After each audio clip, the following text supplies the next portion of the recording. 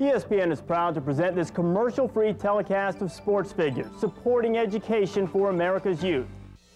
The following program is part of Cable in the Classroom, a free service of the cable communications industry and your local cable company.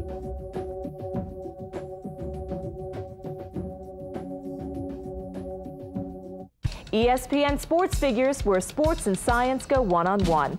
Jackie Maloof now with a long putt here on the 18th to pull this one out of the bag. Talking things over with caddy Pete Peters. She knows that this one is for the championship. She's taking her time with it.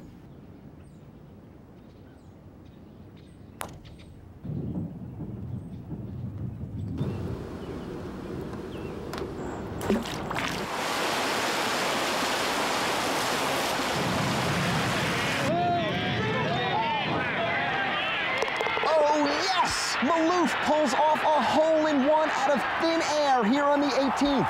A huge upset here today as Jackie Maloof takes home the Fiddlesticks Mini Golf Classic, for which she'll receive not one, but 2 free games and a free soda at the snack bar. What a day for Jackie Maloof.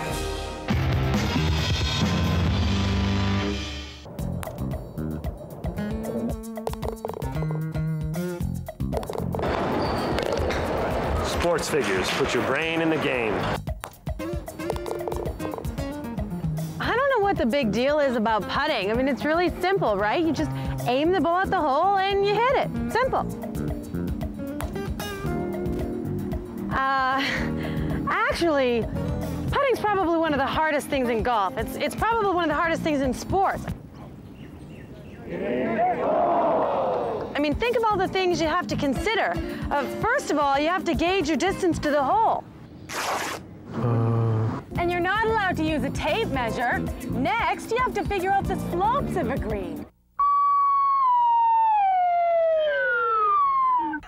And you're not allowed to use a carpenter's level. Next, you have to figure out how much force to apply to the ball.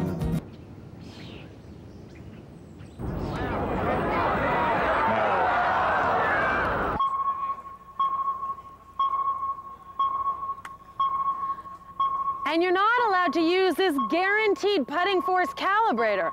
With all that going on, it's amazing that golf forever sinks a putt.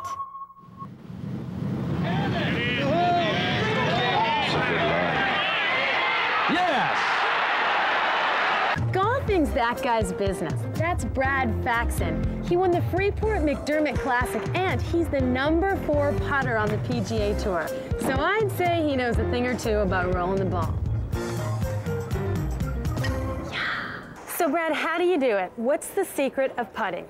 I wish I knew. I wish we knew we could sell it, bottle up, make millions. But I have 2 secrets, two things I like to tell people with putting. Number 1, you have to be confident, and it's not something you just have. You can learn to be confident. The other thing is you can't care if you miss. You got to know it, because everybody's going to miss. Yeah. You know, you're going to miss, I'm going to miss, and that's the most important thing. All right. Want me to show you how? Sure. Yes, okay. please. I like to kind of just look where I think the putt's going to go. Don't take a whole lot of time over it. Look once and putt it. And most of the time it gets pretty close if it doesn't go in. Very nice, sir. See? And even if you miss, you got to do the same thing. You don't care? No. Tell me a little bit about slopes of a green. That's what makes the ball curve. You know, not like on a pool table where everything's dead flat. You have to be able to walk up to the hole and know, okay, this putt's going to bend a little to the right or to the left, and whether it's uphill or downhill, because that affects the speed of the putt and how hard you have to hit it. And I don't think it's something you teach, you know, because if you're going to play catch with a buddy, it's not like you can say how hard you have to throw it. The same thing as putting. You have to know, you know, how far to hit it, and the harder you hit it, the less it curves. So all of it's feel and a lot of practice, you know, since I was this high. Putting would be hard enough, even if all the greens were perfectly flat.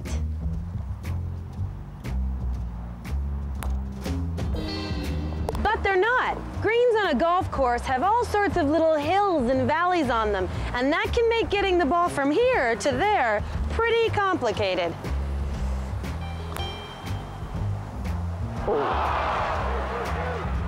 One of the things to consider when you're putting is gravity. Obviously, you need gravity in order for the ball to drop into the hole. But gravity is also at work when the ball is rolling on the green. See, the ball's always going to roll towards the lowest local point.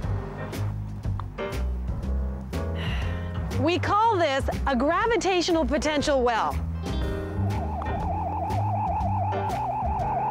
Maybe I should take up the luge. Local just means the lowest point adjacent to wherever you are. The slopes on a green are usually subtle, but they're there. So knowing the lay of the land is pretty important.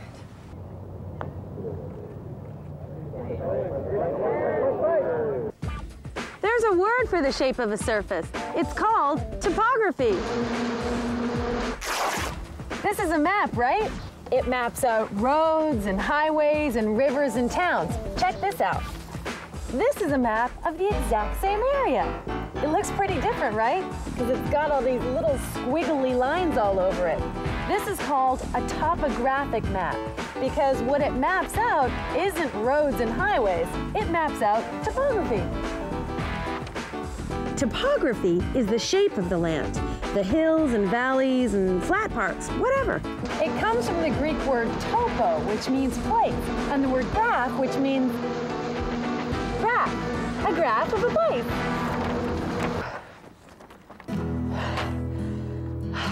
See, this map is great if I'm driving and I need to find a road to get me somewhere.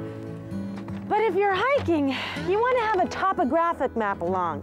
See, a topographic map would tell me that there's a huge cliff here and I'm not going to be able to go this way. See, this is the trail that I'm taking right here. You see where these lines are really close together? That's this cliff right here. That's why hikers and campers use topographic maps so they can tell if the terrain's going to be flat or hilly or impassable. So what do topographic maps have to do with putting? If you had a topographic map, it'd make it easier to putt. You know which way the ball would break. You know where the gravitational potential wells are. Well, that would make it a lot easier, right? I just happen to have a topographic map of this green right here. Check it out. So with this, we have everything we need to know about putting on this green. Yeah, but what do all these lines mean? How do you read it? Well, the best way to read a topographic map is to make one. Let's say the bottom of this kiddie pool is our putting green. Now, we've exaggerated the shape a little bit so that it's easier to see. And we can understand how a topographic map works by just adding water. Sean, release the hounds. Okay, Sean, that's good. So guys, what happened? The water filled in the lowest point of the green. Exactly. And if we were to trace the water's edge like this, we'd get a line that showed the shape of the green at that level. Next, we're gonna add another inch or so of water and trace that new outline. And we can add water in any increment we choose, depending on what scale is right to show our topography. The lines give us a picture of the shape of the surface of the green. The closer the lines are together, the steeper the incline. The further the lines are apart, the more gradual the slope. The lines on a topographic map are called contour lines because they show the contour of a surface. You see these lines right here? Those lines represent this cliff. They're really close together because this cliff is so steep. A great way to understand how contour lines work is stadium seating. You see how all the seats in one row are at one height? And all the seats in the next row are at a new height. Well, contour lines on a topographic map work exactly the same way. Each line marks a change in elevation, and the seats are just like contour lines. When we talk about the slope of something, we call it a gradient. Gradient means the amount of slope, and we can measure it. To figure out the gradient of a slope is simple. From here to here is 5 feet. And from here to here, the elevation rises 2 feet. That's a ratio of 2 to 5. A 2-foot vertical rise for every 5 feet of horizontal run. A gradient of 2 to 5. Gradient, like that. When you're reading a topographic map and you want to figure out the gradient, it's really simple too. Down here at the bottom of the map, it tells you the contour interval, 10 feet. That means the change in elevation is 10 feet between each contour line. Simple. Hey, hey, Jackie, you can't just flood every place you want to make a map of. Right. That's not really how they make topographic maps, but it's a good way to understand them. Right. If you want to figure out how they make topographic maps, we can talk to this guy. This is John Butts, and he's a landscape architect, which means he designs golf courses and athletic facilities for a living. Jackie, surveyors actually make topographic maps, and they do that using equipment like this right here. This is called a transit, and it has two major components. One is a leveling device here, and the other is a telescope. And the telescope has crosshairs, and when a surveyor looks through it, he can read vertical dimensions on this instrument here, which is called a leveling rod. The information that is taken off of here is then plotted on a plan as dots. Those points of equal elevation will then be connected with contour lines, and we have a topographic map. So if we were designing a golf course, would we have to make a topographic map of the existing landscape?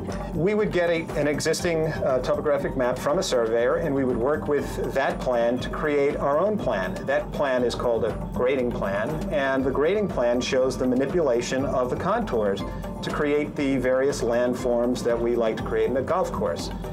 Topography is very important in terms of developing both the character and the level of difficulty of play for a golf course. Did you go to school for architecture? Yes, I went to school at Syracuse University and the State University of New York, and it's a 5-year program in landscape architecture. So how's your golf game? Okay guys, what if I was going to putt from here? The ball's going to break slightly to the left because there's a grade to the left right here.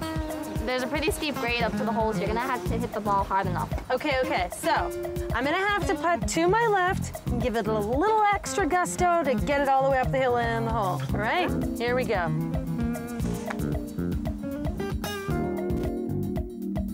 Yes! The ball's always gonna roll towards the lowest local point. So if we put a cup on a green at the bottom of a gravitational potential well, it'd be pretty easy to sink every shot. So golfers don't actually get a topographic map of greens, do they? Well, you'd be surprised. We have a guy out on tour named George Lucas. He makes a map of all the holes that we play with yardages, and he has a map of the greens where we actually know where the severe slopes are, which direction the ball will roll when it hits the ground. So it's not like a surveyed map, but it's pretty close. We can read from the map different slopes on the greens. We double check, we hit putts just to assure ourselves that he's right. We put arrows down for big slopes. So does this guy give them to everyone on the tour, or? He charges us money for them, and it's worth it because it's a lot of work. So even if you get a topographic map of the whole lay of the green, that doesn't necessarily guarantee that the ball's going to go in. Oh, no way. Execution is the most important thing, but you've got to know in order to execute, how hard to hit it, how much break it's going to take, whether the green's hard, whether it's fast or slow. Wind makes a big difference, and you've got to spend a lot of time practicing.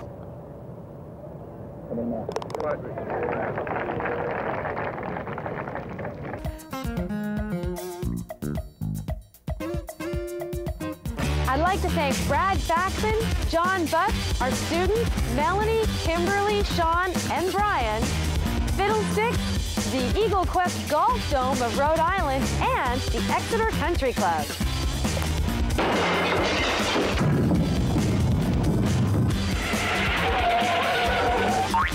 For helping us out today on ESPN Sports Figures, Golf Gravitas. I'm Chris McKendry, back in the ESPN studios. We'd like to thank all of today's athletes for donating their time, and thanks for watching. We'll see you next time on ESPN Sports Figures. ESPN Sports Figures is presented commercial-free for educators to take and use in the classroom. For a free teacher's curriculum, to order the Sports Figures series, or if you have questions or comments, visit our website, sportsfigures.espn.com. You can also call 860-766-2000. This has been a presentation of ESPN, the worldwide leader in sports. For more, log on to espn.com. Sports Figures, put your brain in the game. The preceding program is part of Cable in the Classroom, a free service of the cable communications industry and your local cable company. ESPN is proud to present this commercial-free telecast of Sports Figures, supporting education for America's youth.